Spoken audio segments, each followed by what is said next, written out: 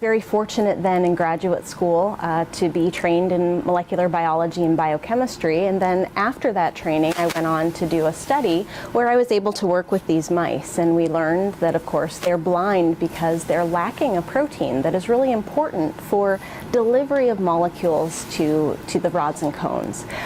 It's been a really fun and exciting career, and I was very pleased to be able to bring this with me to UNF. And now there are many students in my lab who are also working on this blind mouse. Being given the opportunity to participate in this sort of research has given me just the ample amount of time to go ahead and grow and establish my foundation as a way to think as a researcher and scientist, and actually project my findings into the real world.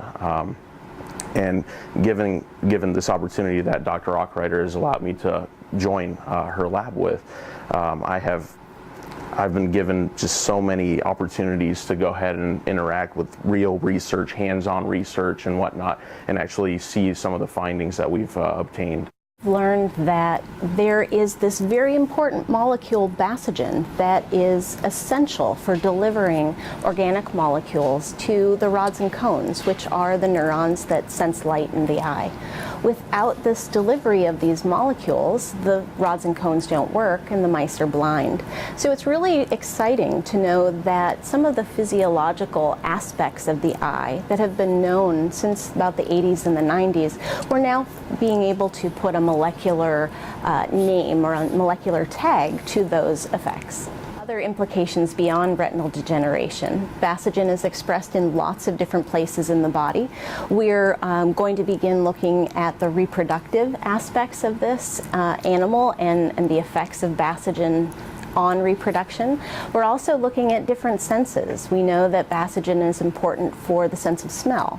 We're also curious about the sense of hearing, and again, being able to explore all of those senses. I've been specifically working on is looking at the tissues, the main olfactory epithelium, which is found in the nose, and the olfactory bulb. So I'm looking more into the olfactory system. I work with a molecule called cyclophilin. It's a protein, and it is actually unknown what it does, and that's my job. My job is to figure out if it actually participates with basogen, which is that molecule that Dr. Ochrietor and everyone in here really works with.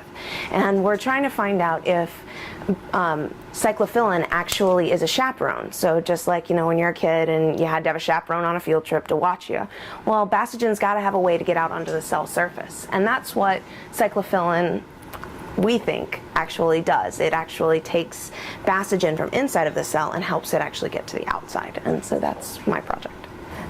Another interesting fact is that when basogen is overexpressed, when there's too much of it, it's found in lots of different cancers throughout the body.